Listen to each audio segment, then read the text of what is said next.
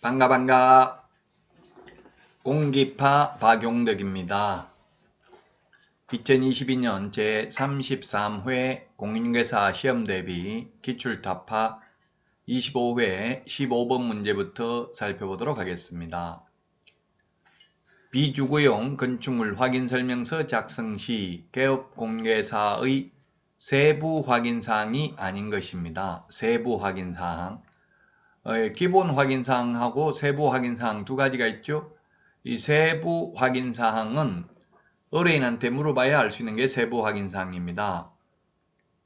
그래서 실제 권리관계, 내외부 시설물의 상태, 벽면, 바닥면 및 도배 상태, 일조량, 소음, 진동 등 환경조건 이런 것들이 세부 확인사항입니다. 주차장은 기본 확인사항이죠. 이건 주인한테 안 물어봐도 개업공개사가 아파트 가보면 주차장 있는지 여부를 알 수 있겠죠. 그래서 3번이 정답이 되겠습니다. 나머지는 그 집에 들어가 보거나 의뢰인이 알려줘야만 알 수 있는 내용이기 때문에 세부 확인사항이 되겠습니다.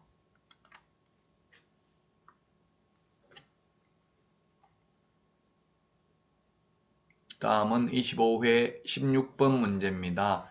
확인 설명에 관해서 부동산 거래 신고에 관한 설명으로 옳은 것입니다. 1번 부동산 거래의 신고를 하려는 개업공개사는 부동산 거래계약 신고서에 서명 또는 날인하여 거래대상 부동산 소재지 관할 신고관청에 제출해야 된다. 예, 맞네요. 계약서 확인설명서만 서명 및 날인이고 그 외의 모든 서류는 서명 또는 날인입니다. 신고관청은 부동산 소재지 시장 군수구청장입니다. 등록관청은 중개사무소 소재지 시장 군수구청장이죠. 자, 그 다음에 2번 지문입니다. 개업공개사가 공동으로 중개한 경우 부동산 거래 신고는 공동으로 중개한 개업공개사 중 어느 1인 명의로 해도 된다 했는데 공동 중개한 모든 개업공개사가 신고서에 서명 또는 날인해야 됩니다. 3번 중개대상물의 범위에 속하는 물건의 매매계약을 체결한 때는 모두 부동산 거래 신고해야 된다 했는데 임목, 공장재단, 광업재단은 중개대상물이며 또한 매수 신청대리 대상물이지만 부동산 거래 신고 대상물 아니고 토지거래 허가, 계약서 금인, 농지 취득자익증명 대상은 아닙니다. 임목, 공장재단, 광업재단은 부동산 거래 신고 대상물 아니다. 4번 부동산 거래계약 신고서의 방문 제출은 땅의 거래계약을 중개한 개업공개사의 위임을 받은 소속공개사가 대행할 수 없다 했는데 소속공개사는 제출을 대행할 수 있고 보조원은 제출을 대행할 수 없습니다. 5번 외국인이 대한민국 안의 토지를 취득하는 계약을 체결하였을 때 부동산 거래 신고를 한 경우에도 외국인 특례에 의해서 다시 토지 취득 신고를 해야 된다. 즉 쉽게 말하면 매매계약은 외국인 특례가 적용되지 않죠. 매매계약을 체결해서 30일 이내에 부동산 거래 신고를 했으면 외국인 특례에 의해서 60일 이내에 또다시 신고할 필요 없다는 이야기죠. 그래서 1번이 정답이 되겠습니다.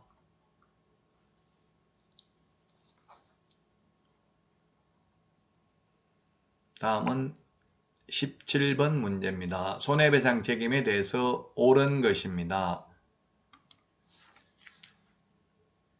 1번 이 보정 설정을 등록 신청할 때 해야 된다. X네요. 등록 신청할 때 하는 게 아니라 등록 후 업무 개시 전까지 보정 설정을 해야 됩니다. 업무 개시 전이라고 해도 되고 또는 등록 전 교부 전이죠. 구체적으로 본다면. 그래서 틀렸고 2번 다른 법률의 규정에 따라 중개업을 할 수 있는 법인이 부동산 중개업을 하는 경우 업무 보정 설정하지 않아도 된다 했는데 설정해야 됩니다. 다만 보정 설정 금액만 차이가 있죠. 지역농협은 1천만 원이고요. 나머지 특수법인은 특별히 특례가 없기 때문에 2억 원 이상 가입을 해야 됩니다.